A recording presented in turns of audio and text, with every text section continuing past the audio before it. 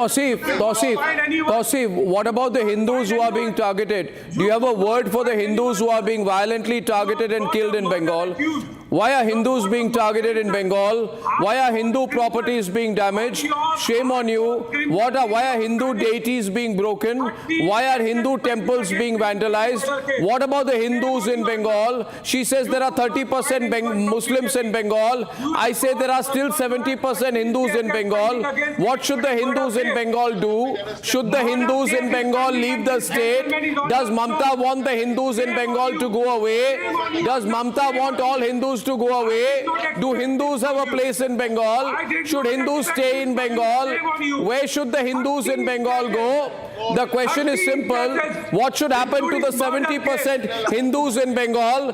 There are 70% Hindus in Bengal who also deserve protection. What about protection to 70% Hindus in Bengal? What about their properties? What about their rights?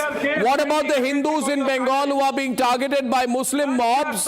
What about Hindu homes? What about Hindu shops? What about Hindu businesses? What about Hindus? We have Bhaskar live from Murshidabad. We have Bhaskar live from Murshidabad. Live from Murshidabad tonight. The only network from Murshidabad. And I request the rest of the national media to wake up. Bhaskar is in Murshidabad. Bhaskar, আমাকে শুনতে পারছো তুমি? Bhaskar, আমি অর্ণব বলছি, আমাকে শুনতে পারছো তুমি? তাহলে তুমি হিন্দিতেই বলো যেরকম ভাবে বলতে চাও, কিন্তু এরা না বুঝতে পারছে না। এই তৃণমূলের সাপোর্টার এখানে বসে রয়েছে, এরা মানতে চাইছে না কি মুর্শিদাবাদে কোনো কিছু হয়েছে, বলছে সব কিছু ঠিকঠাক, ন্যাশনাল মিডিয়ার কভার করার দরকার নেই বলছে। DGP Rajeev Kumar is saying don't cover cover up is what he's going to be very happy with.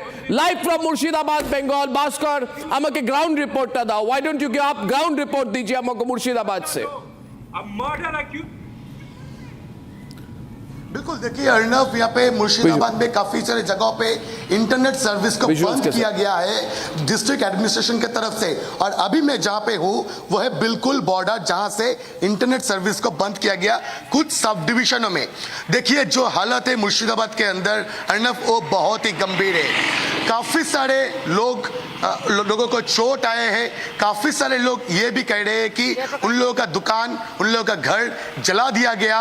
उन लोगों का जो भी चीजें थे वो चीजें घर से बाहर निकल के फेंक दिया। कुछ लोग ये वक्फ अमेंडमेंट लॉ को नहीं मानते हैं, जो लोग खुलेआम कहते हैं कि देश की जो कॉन्स्टिट्यूशन है, देश की जो रूल है, वो लोग नहीं मानते। और देखिए लगातार सिर्फ और सिर्फ रिपब्लिक मीडिया नेटवर्क से हम लोग दिखा रहे हैं असली तस्वीरें। और ग्राउंड रिपोर्ट अगर आप पूछ रहे थे, देखिए ग्राउंड रिपोर्ट सीधी तौर से अगर मैं बताऊं तो बहुत ही गंभीर है। यहाँ पे ममता बनर्जी की पुलिस और एडमिनिस्ट्रेशन अभी तक लॉ एंड ऑर्डर सिचुएशन को पूरी तरह से टैकल कर नहीं पाया।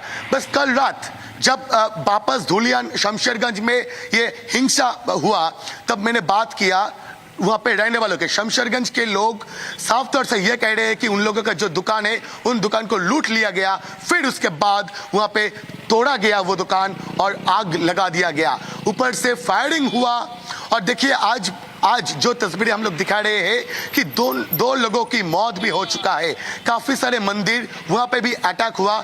शमशेरगंज, धुलियान, सूती, ये सारे जो इलाका है, ये सारे जो सब डिविजन से मुर्शिदाबाद जिला के, ये सारे के सारे बहुत ही गंभीर हालत में अभी है। और देखिए कलकत्ता हाईकोर्ट के ऑर्डर के बाद बीएसएफ के जवान को डिप्लॉय किया जा रहा है। और आम लोगों का कहना है कि हाँ, अगर बीएसएफ जवान रहे तो वो लोग सेफ रहेंगे।